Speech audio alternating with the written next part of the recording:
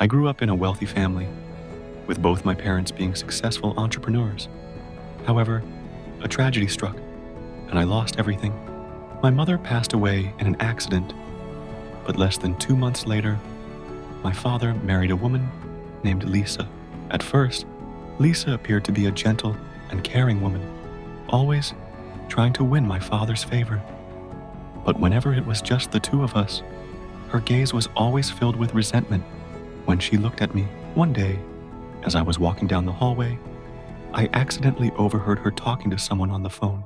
I have to get rid of that boy, Daniel, first. He could interfere with my plans. I felt my heart stop, a wave of fear spreading through me. Why would she want to do this to me? I immediately told my father, but he said I must have misheard and was imagining things. His reaction left me feeling disappointed, as if my fears didn't matter at all. With no one to confide in, I went to find my cat, but I was horrified to see it lying motionless in the basement. I froze in shock and rushed to its side. There was a deep cut on its neck, almost severing its head. Suddenly, a rope tightened around my neck, pulling so hard that my lungs felt like they were on fire. I will make you disappear. I struggled desperately, but the rope only tightened further, making me feel dizzy. With all the strength I had left, I threw my head back, striking Lisa's stomach. She stumbled backward, loosening her grip just enough. Taking the chance, I quickly pulled the rope off my neck and turned to glare at Lisa in anger. What are you doing? Why are you doing this to me? You've been in my way for too long. I don't want to see you anymore. You were the one who killed my cat? That's right. And not just the cat, you're next. With that, she lunged at me, grabbing my throat and slamming me against the wall. Her fingers tightened around my neck, cutting off my air. My breaths became short and ragged. Clenching my fist, I used all my strength to punch her directly in the eye. She cried out in pain and loosened her grip. Seizing the opportunity, I kicked her away and lunged for a hammer on the nearby shelf. Stop! Don't come any closer! Lisa pulled out a knife from her pocket and charged at me like a wild beast. Panicked, I instinctively raised the hammer and swung it down on her head. Terrified, I let go of the hammer, my legs shaking as I stared at her motionless body. Daniel, what have you done? I didn't mean to. She wanted to harm me? Shut up. Lisa could never have harmed you. I watched him in despair. No matter how much I explained, he wouldn't believe me. Lisa died on the way to the hospital, and my father, without hesitation, handed me over to the police. After investigating, the police found messages between Lisa and her lover, plotting to harm my father and me for our wealth. Lisa secretly poisoned my father's daily milk and then planned to get rid of me to secure the inheritance. This poison had a slow effect, gradually weakening the body over time without arousing suspicion. When my father learned the truth, he was devastated, blaming himself for being so blindly trusting. As for me, even though I was cleared of all charges, the wounds in my heart never healed. They remained embedded in my mind like an endless, haunting nightmare. After 5 years as a delivery worker, I never thought a single order could cost me my life. That night, close to midnight, I received an order for 2 servings of chicken rice. The delivery address was a house on the outskirts of the city. Even though I had a bad feeling about it, I had not received a single order all day, so I gritted my teeth and accepted it. When I arrived, I saw an old, desolate house standing alone in the middle of the woods. A cold gust of wind blew against me, sending shivers down my spine. I knocked on the door, but no one answered, so I took out my phone and called the customer. The door is unlocked. Bring it inside. I hesitated, but pushed the door open. The musty smell immediately filled my nose, making me grimace. The air inside was cold, as if no one had lived there for a long time. I have your delivery. Is anyone here? At that moment, the sound of a knife chopping down on wood, thick, heavy, and sharp, resounded from a room inside. I jumped, my heart pounding. Carefully, I tiptoed toward the door, and the scene before me made my stomach churn. A man was chopping a human arm. On the table, severed body parts were laid out in pieces. I screamed in terror. The thick, metallic scent of blood choked my throat, and I collapsed onto the floor. You harmed someone. I have to call the police. Stay and help me, or I'll put you on this table next. My entire body froze at his words. Fear forced me to turn back and help him pack the body parts into black bags. Each time my hands touched the cold, lifeless flesh, it felt as if thousands of insects were crawling over my skin. After we finished cleaning up, he ordered me to dispose of the black bags. Trembling, I carried them to a deserted riverside, tossing each one into the water before hurrying away. But as soon as I turned around, the man was already behind me, gripping a knife tightly, his cold eyes staring into mine. You did well, but you still have to die. I did everything you asked. Please let me go. Let you go? You've seen everything. You can't live. I promise I won't tell anyone. Just let me go. The only way to keep a secret is to take it to the grave. With that, he lunged at me. I dodged just in time, the blade grazing my arm and burning my skin. Enraged, he raised the knife again, his grip tightening as he thrust forward. On reflex, I grabbed his wrist, stopping the blade just inches from my face. His strength was terrifying. I used all my force to shove him back, making him stumble. Seizing the moment, I grabbed a rock from the ground and hurled it at his head. He cried out in pain, clutching his head as he staggered. I sprinted to my car, speeding away as I called the police. But by the time they arrived, the man had disappeared without a trace. A few days later, I returned home only to be greeted by a horrifying sight. A bloodied human arm lay in the middle of my floor. On the wall, a message was scrawled in dark red blood. You will have to disappear. Did you really think you could escape me? I spun around, locking eyes with the man. He aimed a gun at my head. Please, I'll give you anything you want. I want your life. In that instant, I grabbed his wrist, struggling to wrestle the gun upward. A gunshot rang out. The bullet struck the ceiling, sending dust falling around us. I jolted, loosening my grip, and he kicked my stomach hard, sending me crashing to the floor. I tried to push myself up, but before I could, his heavy foot slammed down onto my chest, pinning me against the cold tiles. Don't waste your strength. You won't escape. At that moment, my hand brushed against my phone in my pocket. Without hesitation, I yanked it out and hurled it at his face. With every ounce of strength left in me, I scrambled up, shoving him aside as I dashed toward the door. But before I could get far, a gunshot rang out. A searing pain shot through my leg, and I collapsed onto the floor. You little rat. Let's see where you'll run now. I refused to give up. Gritting my teeth, I crawled forward. Another shot rang out, piercing my other leg. I screamed in agony as my body convulsed and the world blurred. Say goodbye to the world. Suddenly, the door burst open with a loud bang. The man froze, eyes widening in shock. Before he could react, a bullet shot straight into his chest. Dark red blood slowly spread across his shirt. Police officers swarmed in, surrounding the house. I exhaled shakily, my body going limp as I shut my eyes in relief. It was finally over.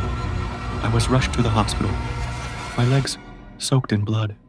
Though the killer was dead, the memory of that night haunted me every second of my life. The images replayed in my mind like a never-ending horror film with no escape. After a long, tiring day at work, Emma had a habit of soaking in the bathtub, letting her body relax and washing away all the stress. Lately, she had noticed something strange. Her shampoo, body wash, and even toothpaste were running out faster than usual. At first, she thought maybe she had been using them too carelessly, so she tried to be more frugal. However, an uneasy feeling kept growing inside her, even though she couldn't quite explain why. That evening, after taking a bath, Emma wrapped herself in a soft blanket, turned on the TV, and relaxed. Authorities have issued a high-priority warning regarding the escape of a dangerous criminal with a history of multiple homicides. The fugitive has been at large for several days, and the latest sighting places him in Orange County. Residents. Oh my God, how dare I go outside? A chill ran down her spine. She stood up immediately, checked the front door and windows, and locked everything tightly. After making sure there were no gaps, she returned to her bedroom. But just then, a faint sound came from under the bed. She froze. Her throat went dry. Her heart pounded in her chest. Holding her breath, she peered into the dim darkness beneath the bed. A small mouse was quietly nibbling on crumbs. Emma let out a relieved sigh and chuckled at herself for panicking over nothing. But just as she was about to stand up, another sound came from behind her. Silly girl. A soft, eerie giggle. Emma's body went rigid. It felt as if invisible hands were tightening around her throat. She didn't want to turn around, but fear compelled her to face the truth. Who's there? Slowly, she approached the wardrobe. Her fingers trembled as they reached for the handle. Taking a deep breath, she gathered all her courage and gently pushed the door open. You sought me.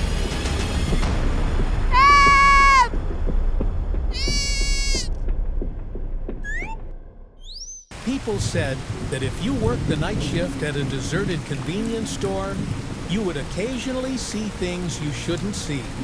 At first, I thought it was just nonsense made up to scare the faint-hearted. But then, on my very first night at work, strange things began to happen. I was Joss, a first-year architecture student who had just started working at a convenience store. It was past midnight, and I was restocking the shelves when the store phone rang. I picked up the receiver, and a weak female voice whispered, "Help me! Please, help me!" "Who are you? Where are you?" There was no reply, only the sound of heavy rain falling on the other end of the line. Then, the call suddenly ended. I stood still for a moment, feeling that something was off, but convinced myself that it was just a prank.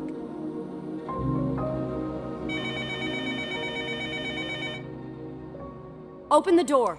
The voice was soft, but echoed eerily. I looked up through the glass door, and my heart stopped. Under the torrential rain, a girl in a white dress stood motionless. Her soaked hair hung down, covering her face. Water dripped from the hem of her dress, pooling into a dark puddle that seemed almost like blood. When she slowly lifted her head, I dropped the phone in horror. Her face was grotesquely distorted, her jaw shattered, and her empty eye sockets oozed a thick black liquid. Her hands clutched the glass door, scratching against it repeatedly, leaving long, eerie marks.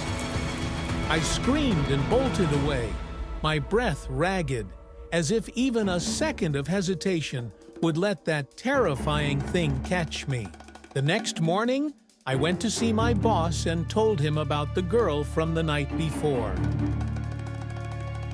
I've never seen such a girl, and no other employees have ever mentioned anything like that.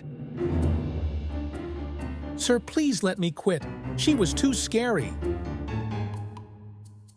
It's fine. Just keep working, and I'll give you a raise. Despite the fear gnawing at me, the pay he offered was twice as high as other places. I desperately needed money, so I had no choice but to grind my teeth and continue working. One night, while I was taking inventory in the storage room, I overheard my boss talking to someone. Peeking through the gap in the door, I saw that it was Drake, an older friend of mine. "I keep dreaming about her every night. I can't take it anymore." Shut up. If anyone finds out about this, I won't let you off. What was the connection between Drake and my boss? Why was he so scared? 1,000 questions swirled in my mind. Suddenly, the pen in my hand slipped and hit the floor. making a small noise that made both of them turn toward the storage room. Caught off guard, I stepped out, awkwardly smiling at them. The moment Drake saw me, he froze for a second before hurriedly leaving as if avoiding something. Confused, I called out to him, but before I could take a step, my boss blocked my way. Just focus on your work.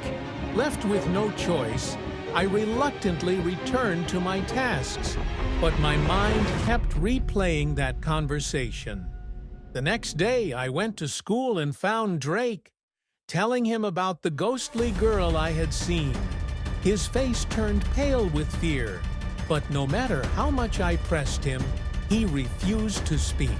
Seeing his reluctance, I pulled out a necklace with a D pendant, Drake's usual accessory that I had found at the convenience store.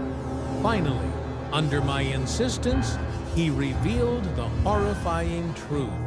3 years ago, Drake had worked at the same convenience store I was working at now. That fateful night during a heavy storm, he heard a loud crash. Rushing outside, he saw his boss had hit a girl with his car. She was still breathing. Drake was about to help her when, to his shock, his boss reversed the car and then accelerated, running her over again. The girl died instantly. Her face was almost completely crushed, yet her eyes remained wide open, staring into Drake's soul. Drake stood frozen in horror, unable to believe what had just happened. Reeking of alcohol, his boss stepped out of the car and walked toward him. You didn't see anything, understand? You killed someone. I have to call the police. If you say a single word, you'll be the next one lying there. Then he stuffed the girl's body into a large sack, threw it into the trunk, and drove away. Drake stood frozen in the rain, watching the car disappear into the night. For the past 3 months, I've been dreaming of her cries for help. Her face is terrifying. Then where did he take her body? I don't know. I quit my job right after that and never went back. We have to report this to the police. We can't let this go on. No, Joss, he'll kill us. Don't worry, he can't hurt us. Trust me. Without hesitation, I dragged Drake to the police station to report everything. After listening to our statement, the police showed us a photo. Drake immediately recognized it as the girl from that fateful night. It turned out that just a few days ago, a sanitation worker had discovered her remains buried in a landfill. The police launched an immediate investigation and soon arrested my boss.